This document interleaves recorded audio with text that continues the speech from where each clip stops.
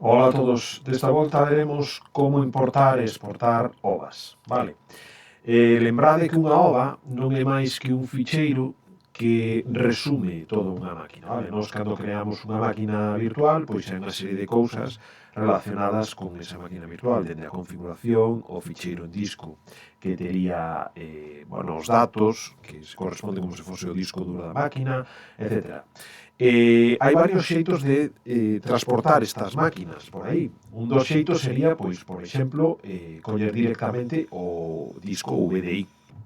Para elo ides o directorio onde gardas os VDIs, pois, por exemplo, eu teño esta fresquiña, colledes o ficheiro VDI, vale, non pon a extensión, pero é algo que podedes configurar, vale, no Windows para que se vos volamos. Ves, aquí tedes o VDI. Pois este sería un xeito, coller o VDI, levar a outro sitio, e cando nos creamos unha nova máquina, no nome que sexa, tipo que sexa, RAM que sexa, e aquí teríades que dicirlle que queredes escoller ese VDI. Vale, este sería un xeito de transportar máquinas, un xeito bastante seguro. Que pasa? Que isto, pois, bueno, tedes que crear a máquina con as características diferentes e o que estás facendo é iso, levar simplemente o VDI, non? O disco.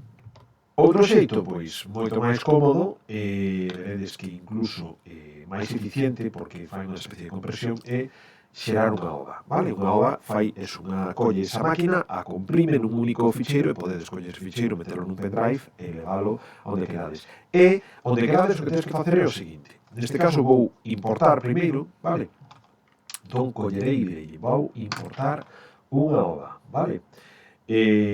Vou buscar onde se atopa a miña ova, vale? Que neste caso será en recursos, máquinas virtuais, base, e vou importar un cliente de Windows. Neste caso, un Windows 10 de 64. Vedes, é unha ova, e fixade, vos ocupa 4,900, bueno, casi 5 gibis, vale? Damoslle a aceptar, vale?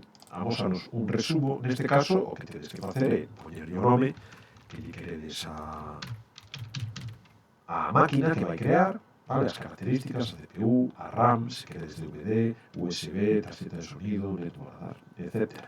Vale? É importante onde a vai guardar, lembrade, aquí no Saclemente temos un sitio específico para as ovas, vale, eu escollo o meu cartafol, e nada importante tamén, darlle a xenerar new MAC addresses for all network adapters, vale, para que se levantades varias máquinas que parten dunha mesma ova, pois que non teñan a mesma MAC, que non teñas problemas de rede, vale.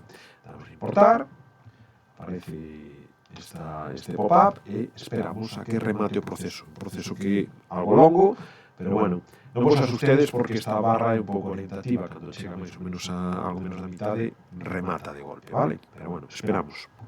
E rematou, aquí tedes a máquina, vale? Aquí, entón, agora poderemos levantala e ver que todo foi correcto. Iniciamos sesión, pero semella que todo este proceso foi correcto. E aquí temos un Windows 10, non tería as additions, pero bueno, é un mal menor. E xa podemos apagala, vale?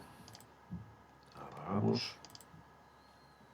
E xa estaría. Ahora comprobaremos, eu quero facer unha, vale a redundancia, unha comprobación de, nos partimos dunha ova que vos dixe máis ou menos 5 gibis, vale? Se nos imos agora ao VDI e comprobamos dentro se non me foi este, fixadevos, o VDI son algo máis de 10 gigas, vale? Mentras que a ova non chegaba a 5, é dicir, estamos falando da metade de espacio. E estamos falando de que non temos que nin crear unha máquina, é dicir, a hora de importar é moito máis directo, vale? Un proceso como máis rápido, máis eficiente, a hora de transportar, etc. Entón, xa vimos como importar unha ova, e o proceso contrario, o proceso complementario, sería como exportar unha ova, vale? Seleccioname as máquinas que eu teño creadas aquí, pois seleccionarei esta mesma. Importante, que formato? Temos varios tipos de formato, podemos escoller o máis antigo, o máis moderno, ou se queremos tamén podemos utilizar, sabedes que Oracle ten unha infraestructura de virtualización na nube, vale? Pero non sería o noso caso, o cal, podemos deixar un pouco por defecto, non é demasiado importante. Vale, é importante, onde a queremos gravar? Onde a queremos gravar? Eu sempre recomendo aos meus alumnos que fagan o seguinte, as ovas gardadas no disco, vale? Inda que o destino sexa un USB, vale? Se garda no disco, e despois do disco que facedes é copialo nun USB. Se o facedes directamente USB, o pendrive sufre moito por un lado e por outro lado é un proceso máis lento, vale? Entón, se queredes aforrar tempo, gardades primeiro en disco e bueno, listo. Dades a seguinte, aquí vos pon a un resumo das características e listo. Isto levaría un ratiño tamén e cando remate comprobamos.